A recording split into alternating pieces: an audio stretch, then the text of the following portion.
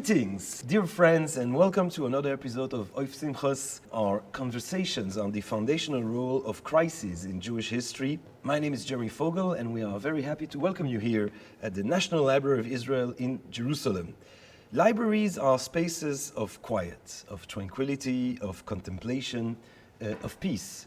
And there's maybe a certain kind of irony that we are in such a space in Jerusalem, a city which unfortunately in its long history hasn't known enough peace and has mainly known a wide variety of conflicts, a long series of violences which have brought suffering and destruction to the city again and again and again. And I guess that among the most fascinating such sorry episodes is the one that we are going to be thinking about today, the Crusades, and the effect they had on Jewish history, on Jewish culture, the way in which they shaped, redefined, and in some ways perhaps transformed Jewish culture. In order to discuss the effect of the Crusades on Jewish culture, on Jewish history, on the Jewish people, we are delighted and proud to host Professor Elisheva Baumgarten.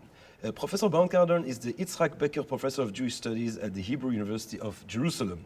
She's an expert on the social and religious history of the Jews of medieval Europe, focusing, roughly speaking, on the period between the 11th and the 15th centuries, with a particular focus on women, gender hierarchies, and the common folks, who mostly were not those who wrote sources that have come to us. She's currently the head of the Mandel School of Advanced Studies in the Humanities, and her most recent book, Biblical Women and Jewish Daily Life in the Middle Ages, was published in 2022 by the University of Pennsylvania Press, and it won the Jewish National Book Award in Gender Studies. Professor Baumgarten, welcome.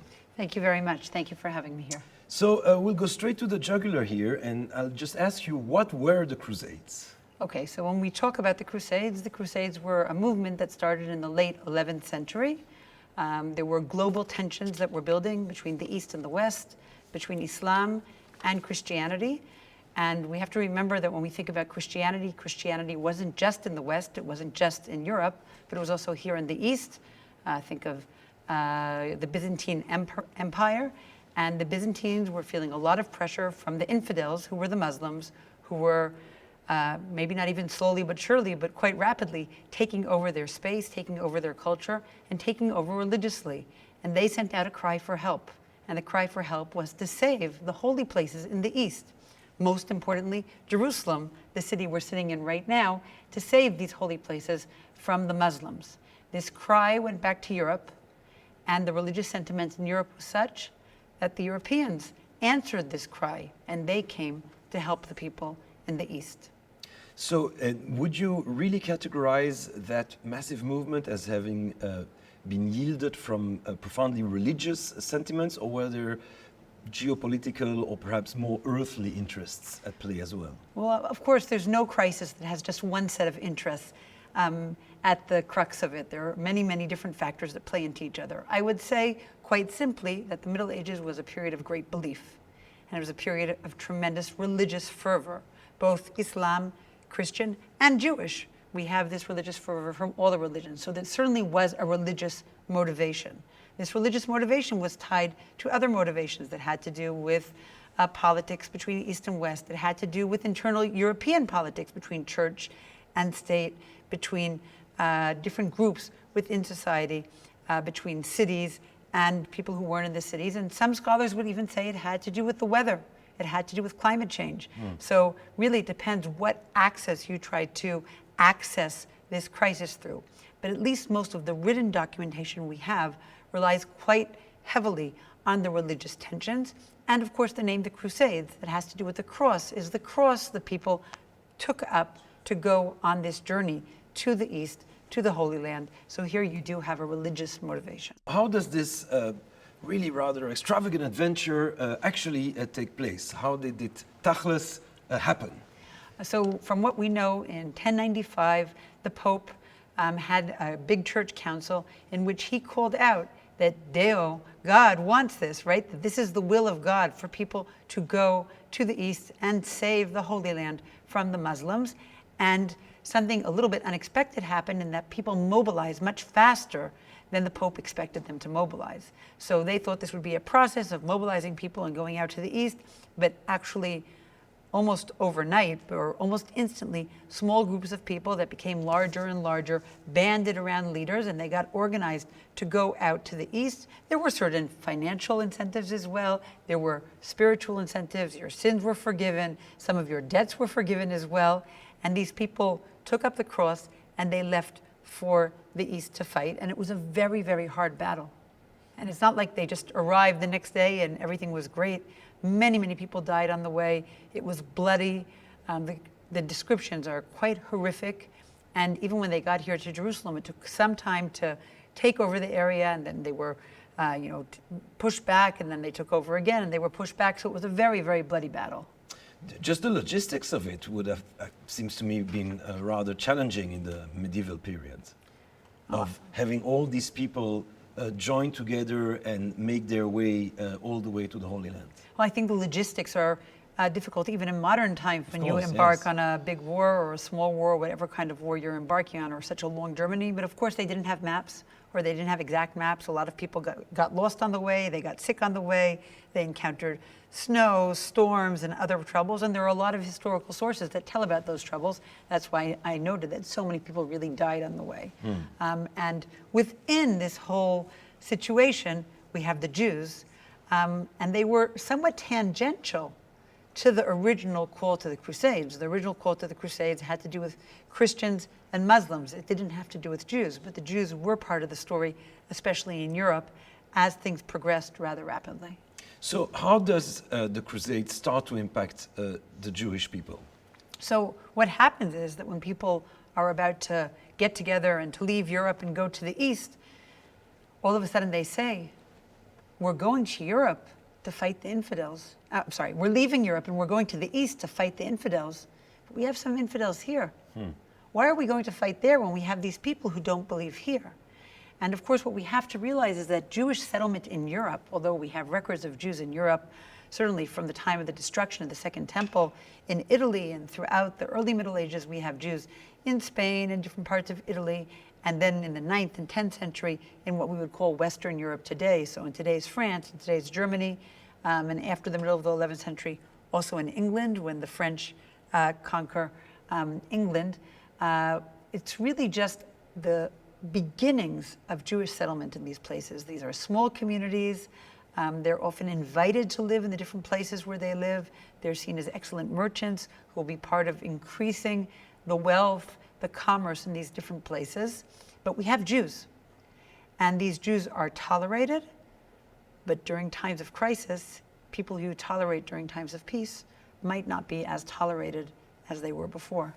So would you say that until the First Crusade, in the period that your research focuses on, in the medieval period, Jews were pretty much left to lead their lives, were pretty much tolerated, and that that wave of violence towards Jews was really generated by the religious fervor encouraged by the Crusades? I think that would be a simplification, or maybe an oversimplification. It's okay to simplify, but it's not okay to oversimplify.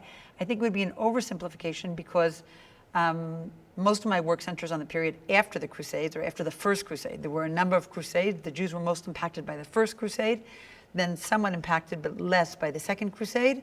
And the next Crusades, they were impacted by them in different ways, but not in the same kind of religious fervor of let's kill the Jews or let's baptize the Jews, which was really the original call of the Crusades, of let's make the Jews Christian. But going back to what I was trying to say, I think that what happened to Jews in medieval Europe is that they were tolerated and not tolerated at the same time. So we do have outbursts against them. We do have attacks on the Jews before the First Crusade and after the First Crusade. The time when it really becomes unbearable for Jews in medieval Europe is the 14th century. So we have a ways to get there from the First Crusade in 1096. But certainly 1096 was a moment when there was a huge outburst of intolerance. So how does that actually look like? Could you flesh out an example of the encounters of the Crusaders arriving and attacking and violating a Jewish community? How does it actually feel like? What is the actual tangible scenario that these crises So, you know, groups of Christian men, and there were some women, but mainly Christian men, get together and decide to embark on a journey to the Holy Land. And they have to gather together, and they have to also go through so many different places on their way. I mean, they're doing all this by foot or on horses or whatever it may be, but they certainly don't have trains or airplanes or cars or anything we have today. So it's quite slow, the progress from place to place. And as they pass through the different towns, we can't even talk about cities so much. As they pass through the different towns, they expect to be fed, they expect to pick up people with them as they go, and they meet the Jewish communities. And almost every sizable town, certainly in Germany of the period, had a Jewish community, and they were very much in the center of the community. They were very visible in that town, wherever it may be. And that's when some of them say, and it's really interesting because the Christian sources and the Hebrew sources tell the story in very similar ways. And they say, we have Jews here. They're not believing in Jesus. Some of them even say they did even worse things, and they did things to Jesus. What about them? Why are we going to kill those Muslims? Why are we going to take over those Muslims when we have these Jews here? And then they tell these communities, convert or die. And that's what would have happened. Now, sometimes the Jews know these people are coming. So they've already heard the rumors 3 and 4 and 5 days before, or they've heard the rumors from other communities that these people have passed through. And then these Jews will get ready for whoever's coming. How do they get ready? They could get ready in a lot of different ways. So if we want to talk about the religious way to get ready, we have records of people who fasted and prayed for days before the Crusaders came to town. That would be a religious reaction. If we want to have a political reaction, they went to the rulers of the town. They asked for protection. They said, we have a privilege. We exist in this place with a privilege that spells out our terms of living here. This isn't rare for Jews in the Middle Ages. Everyone had a privilege in the Middle Age. To be a university, you would have a privilege. To be a convent, you would have a privilege. Or a monastery, you would have a privilege. So the Jews had their privileges. And they would say, will you uphold the privilege? Will you protect us? So they would do political negotiations. In some places, they even gave people money. And then maybe a third way, I would say, of dealing with it, and I'll stop and you can ask some questions, is saying, let's get out of here. Where can I hide? Who will hide me?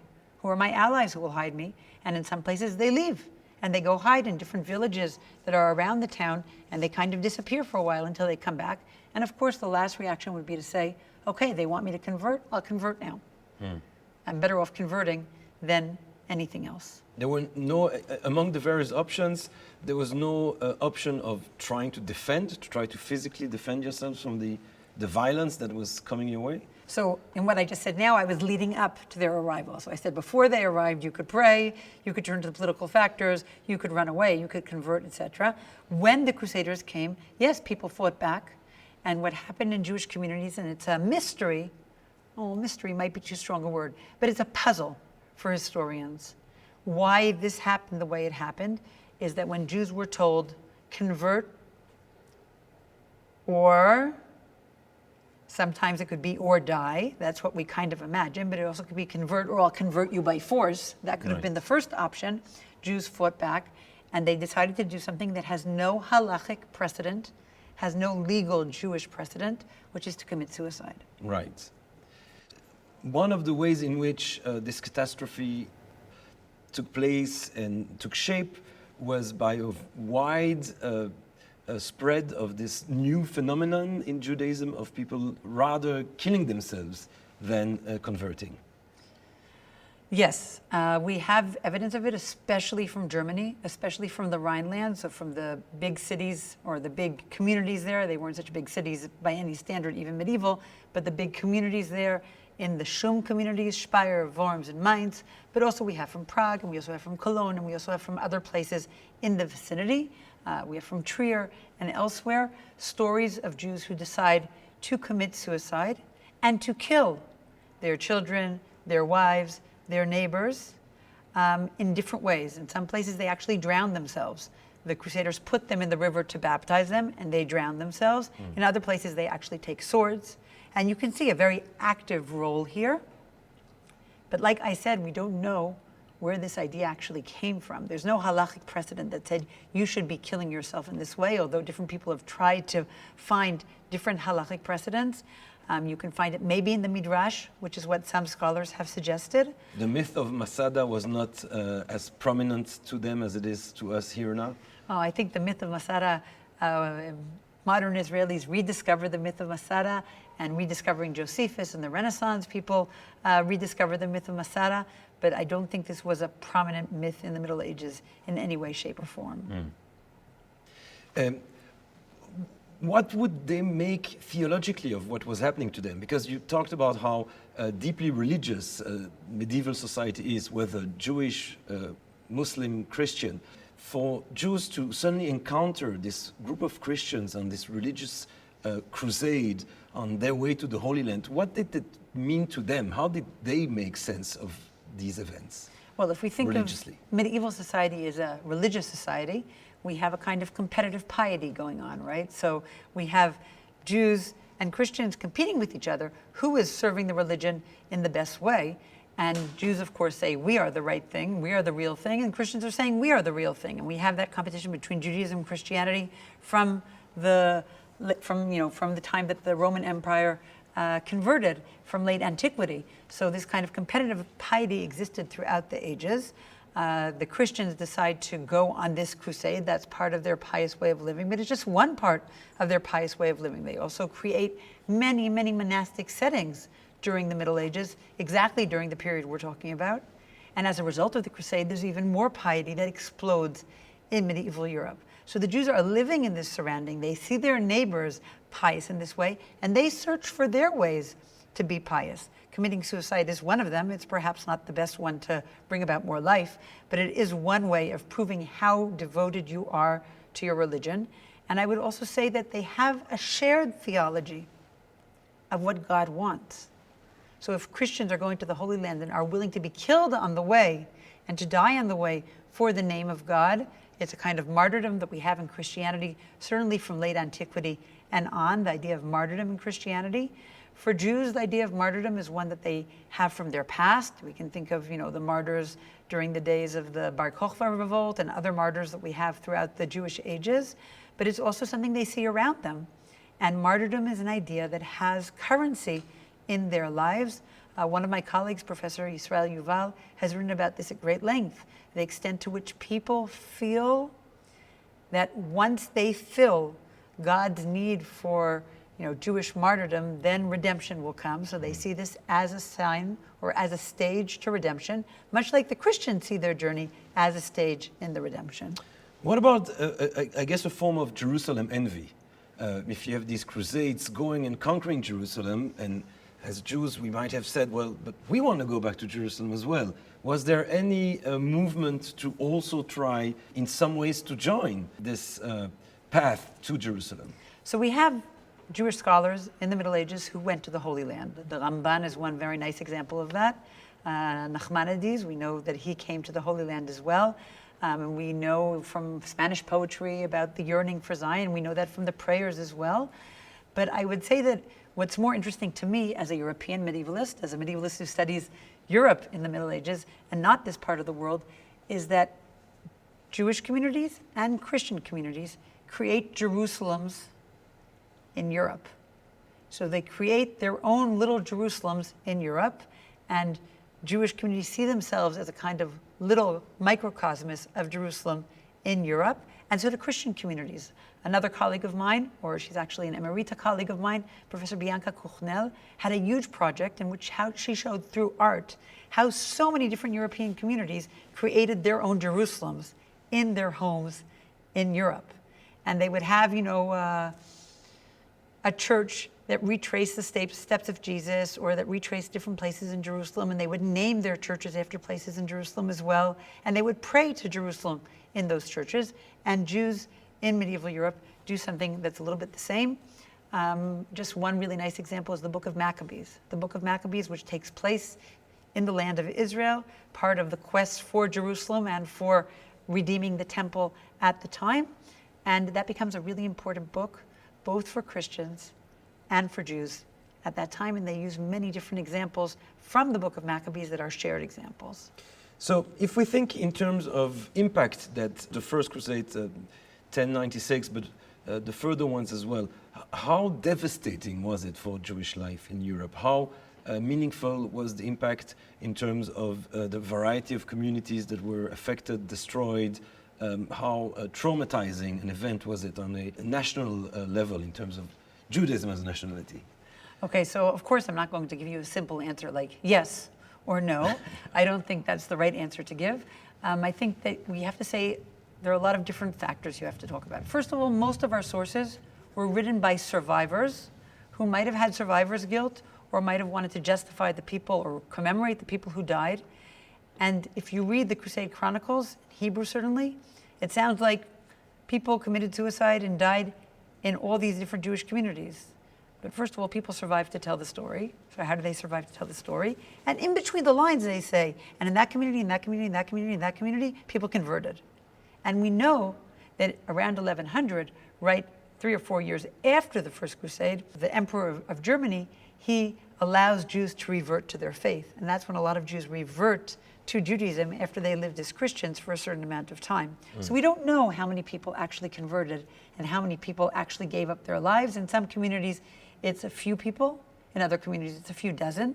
In the bigger communities, it could be, 100, but not much more. The communities are small communities. But there must have been also communities that weren't affected at all. I mean, the Crusades, they didn't systematically visit every single Jewish community, right? So, for example, the communities in northern France, Right. where Rashi lived, they weren't harmed by the First Crusade in that way. It was a German phenomenon. So if we want to talk about the effects, it depends where we're talking.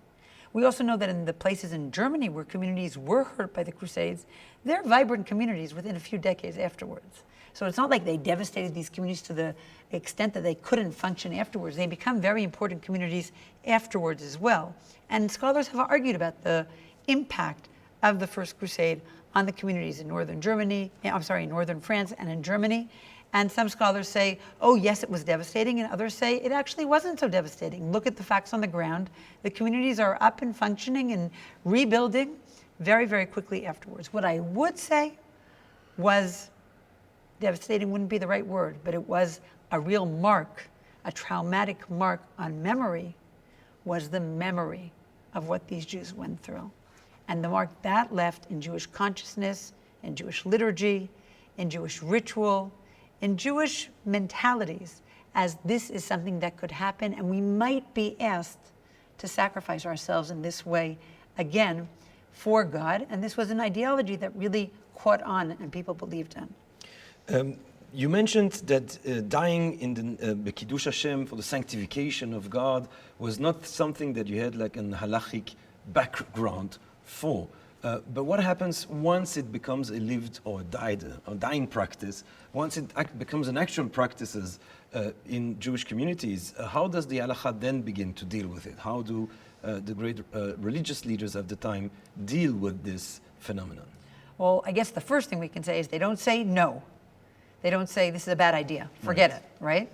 They justify what their teachers, what their relatives, what whoever had died in this way had done, and to be a kadosh, to be someone who was killed as part of an attack, whether you were killed by a Christian or you killed yourself, to be a kadosh was considered to be a very, very high status in the community.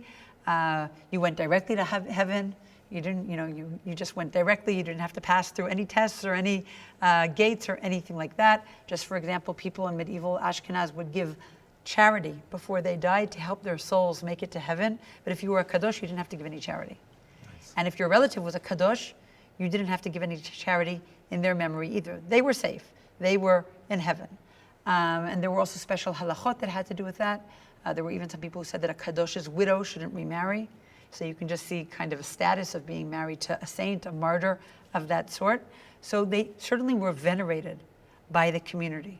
And they were considered people who had done something very, very great. That doesn't mean that throughout the Middle Ages, the same impetus to imitate them remained.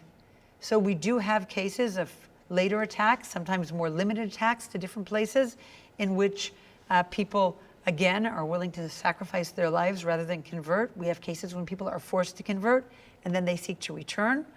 And by the end of the Middle Ages, and this is the famous work of Yaakov Katz, people are no longer dying for God in that way. They're dying for God in a much more passive way, a much more kind of liturgical way, rather than an actual way of taking a knife and killing their children or killing themselves. There's a very famous responsa from the end of the 13th century in which someone says, I thought I was about to be killed. I thought the enemy was coming. I thought they were going to try to baptize me.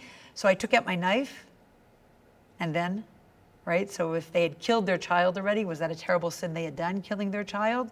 Or if they had said, I am willing to die to sanctify God's name, but they didn't in the end, is that a sin in some way? So we have people kind of bringing up these dilemmas in halachic writing.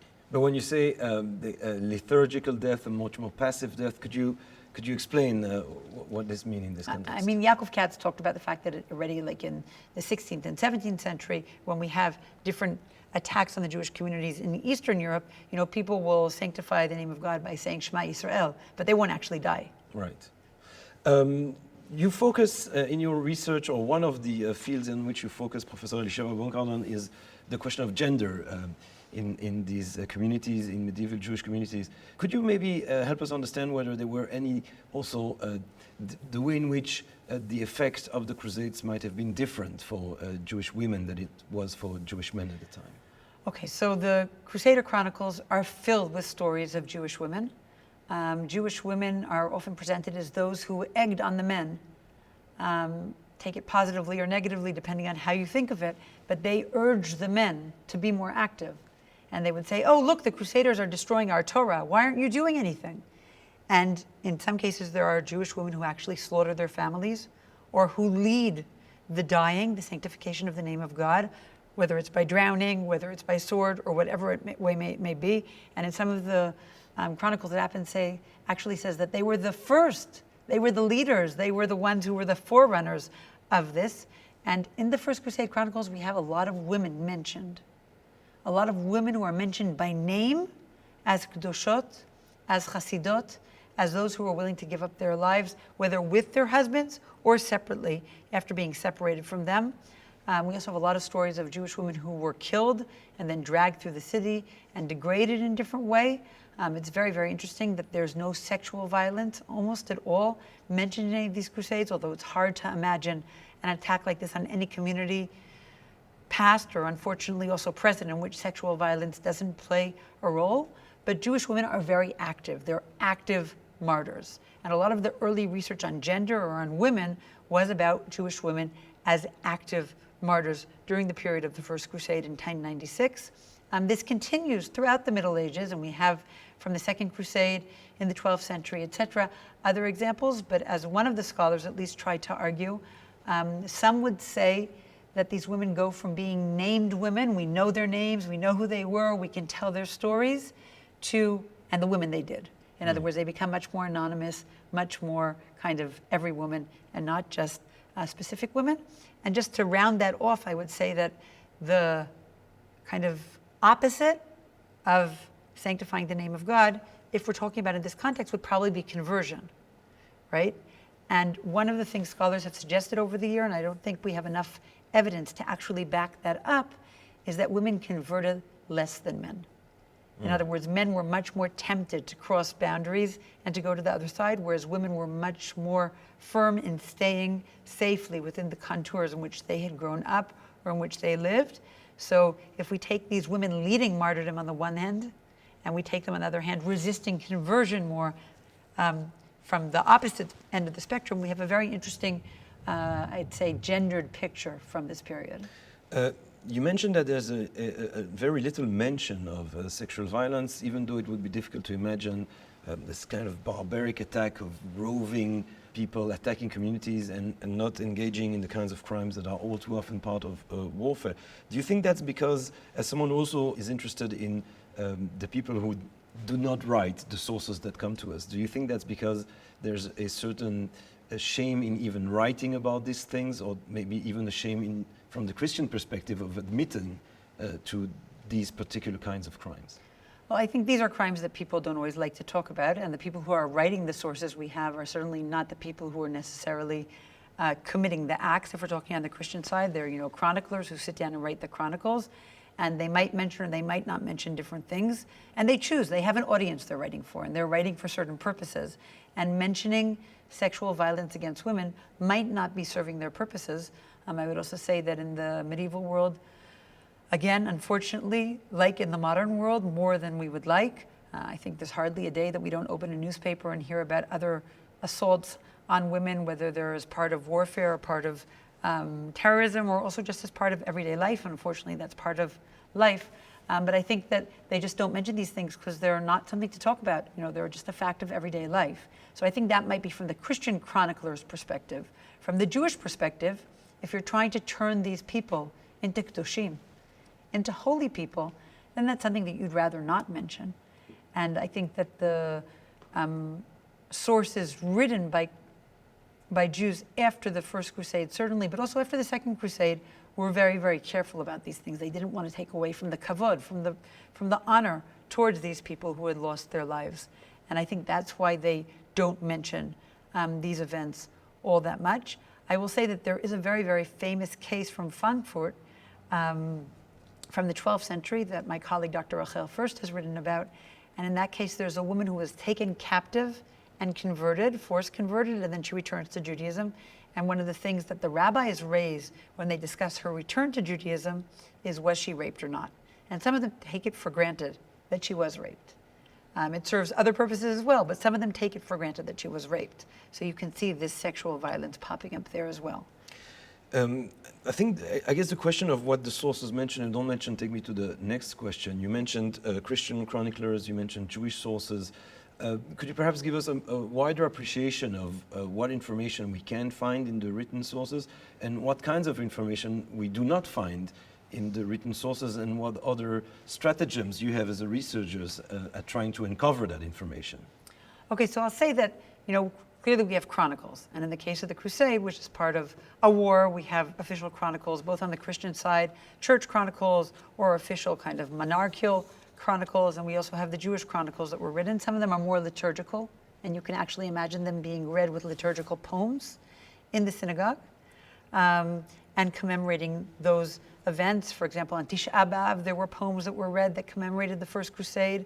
On the dates when the communities were attacked, these communities commemorated the attacks for many, many years afterwards, for hundreds of years afterwards, and read some of these poems. So we have a liturgical act of memory that's much more than just writing something down. It's also something that every Jew in the community will enact year in, year out, and remember the different events. I mean, think of Tisha B'Av today. That's perhaps a good example for us, but it's much more than that, because you can actually go through the city and say, this is where that happened, and this is where that happened, and this is where they jumped into the Rhine, and this is where they did that, and this is where they did that. So you actually can recreate the event that you're trying to remember. So that's a very, very interesting way of remembering things.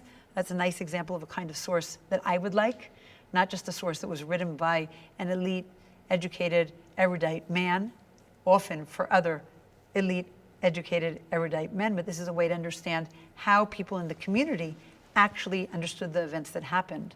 And a student of mine wrote an MA a few years ago in which he went through all the poems we have from the First Crusade. If I remember correctly, it was 26, but you'd have to read his MA to check if the number was right. And what he did is he tried to look for hints of how the community performed these poems, what they knew about things. And he showed, first of all, that communities really educated, rabbis and communities educated men and women who were both in synagogue to understand what they were saying. And the other thing he showed very beautifully, which is his name is Erez Rochman. He should get the credit, so I should say his name, Erez Rochman. If you're listening, he should get that credit. But Erez also showed very beautifully that the poems are filled with directions. Listen to me. Remember. Think of them. Mark them. So you can see how the community is brought in to be part of this story and to commemorate the story. So that's one really nice example. Another nice example, which everyone, I think, from the Ashkenazi world might be familiar with till today, is the example of the Brit Milah. After the Crusades, after the First Crusade, the Ashkenazi Jews added a verse to the Brit Milah ceremony. That verse is, V'omar lach b'damai chayi, v'omar lach b'damai chayi. That was not part of the traditional Brit Milah ceremony. And that was their way of commemorating those people who had died and bled to death during the Crusade. So you can see how even in a definitive ritual like this, the Brit Milah, the circumcision, is a definitive ritual that defines who is a Jew. And it's even more important in the context of the First Crusade because they wanted to baptize them. So here you're saying, I'm not being baptized, I'm being circumcised. or I'm not baptizing my child, I'm circumcising my son. And then you say, I'm remembering those people who were willing to sanctify the name of God and die during the First Crusade. So rituals is another really nice place to look for information. You can look at buildings that were built in the community and by different people. You can look at names, how people commemorated people who had died. I spoke about liturgy already, stories that were told. Those are just a few of the examples of the way you can go about it. I'd say that for myself as a scholar, and I'm interested in people who didn't write, one of the ways I go about things is by finding as many sources as possible. And when you have a theme coming up from as many sources as possible, you could say, okay, I'm on to something. So you can also find legal writings. The Jews were granted privileges again. They were told where to live. They were granted places to live. They were welcomed back into the towns that they had lived in before the Crusade, or they even sometimes stayed there throughout the period, just kind of weathering out the crisis that was going on. And you can look at how they wrote about that and how they negotiated their terms of residence with the surroundings. A lot of city chronicles have information about what happened during this period because it was an event. The Crusaders passed through the town. So all these different sources really can tell us more about what happened. Well, I know that you focus on Europe, but eventually the Crusades were looking at making their way here to Jerusalem and to the Holy Land more generally. Do you think the experiences of Jewish communities here, or here, the wider here, not just Jerusalem, but Jews living in various communities in what is today Israel, do you think their experiences and their encounters with the Crusaders was kind of similar to what we've discussed happened in Europe, or were there some specific aspects of the events that were different here? Okay, that's a little bit outside my expertise, so I'm just going to try to touch on it very, very briefly. But I would say that when the Crusaders came here to the Holy Land, they had to establish themselves here. They did that. Many of them came as men, and they found local women to marry, and they became part of their surroundings in different ways. Some scholars would say more, and some scholars would say less. The Jews featured into that by being those who also came over here. I mentioned Nachmanides before, but we know that in Akko there was a community that had Jews as well. Some of them came from Europe, some of them were more local. But I think that that was part of their taking over the landscape here and dealing with the landscape here, something that they didn't have such a strong hold on. I mean, they also lost the landscape here. They retreated and they came back, and they retreated and they came back. All in all, what the Crusaders did when they came to Jerusalem, and I often show this to my students when we go on tours of the city, is they made Jerusalem into a somewhat European city. So you can find a lot of features of European urban areas in the Middle Ages here in Jerusalem as well. I'd like to, in conclusion, have you reflect, if I may, Professor Baumgarten, on the lasting impact that you think the Crusades have had on Jewish culture, on Jewish history, perhaps on some aspects of the kinds of Jewish lives that Jewish people are leading today. So I think one of the things that historians debate quite a bit is how to tell the story of the Jewish people. How do we tell that story? And how do we punctuate that story, I would say, is even more important, right? How do we split that story into different pieces? And depending on who you are, you might have a different way of telling that narrative. So one very popular narrative that the Crusades fit into beautifully is what you would call the Veil of Tears, Emek HaBacha, right? We go from crisis to crisis when the Jews weren't in their homeland, when they weren't here in the land of Israel. They go from crisis to crisis, from oppressor to oppressor. In every generation, there's someone who's standing and wants to destroy the Jewish people, b'chol dor v'dor, etc., right? So in that narrative, the Crusades would be a very central point to kind of stick your finger in and say, look, here we have an example in Europe. The Jews were comfortable. They were making their way. They were invited. They had their privileges. They were living comfortably. And here, all of a sudden, this world crisis kind of took its toll on them as well, and they were seen as the enemy. And of course, in the 12th and 13th century, the theological rift between Jews and Christians grows and grows, and there's a lot of animosity and hatred, especially between the church and the Jews. Other historians, I would note here, and certainly Zionist historians, like this Veil of Tears narrative, because then when you come back to Israel in 1948, that's wonderful. We have a Jewish state again, and everything can be okay. Other historians, and here I would note especially Salo Baron, were anti-lacrimose. And they said Jews lived in Europe. It was their home. They felt at home there. They were proud of living there. And we can see that in the Crusader Chronicles. They say, we were proud of our beautiful community that existed here on the Rhineland, right? In the Rhineland, on the Rhine. We were really proud to be these great Jews of Magenza, or these great Jews of Worms, or whatever it might have been. Rosh v'rishon lakehilot, right? We were the prize, the jewel of the crown. So if you look at things through those eyes, Jews were Europeans. They were part of European culture. They understood the religious fervor. They understood the religious sentiments. They didn't like its effects on them, but they dealt with it. And they continued to live there. They didn't look to leave elsewhere unless they were forced to leave elsewhere. That will happen later in history. Some of those scholars will say the effects were not as great as we think they were. But on Jewish mentality, on Jewish religious continuity, the Crusades certainly left their mark as a key event in which Jews did this unique thing that hadn't been done at that scale or in that way before, saying it's more important for us to be Jewish than to convert, than to accept another religion. Than to live. Something that, for example, Jews living under Islam would not have done. We have many examples of Jews who convert to Islam and then they return. They don't see it as such a severe thing to do. And that's one of the differences scholars point to between Jews living under Christianity and Jews living under Islam. And this stance, this position, of course, had its echoes later and later in history.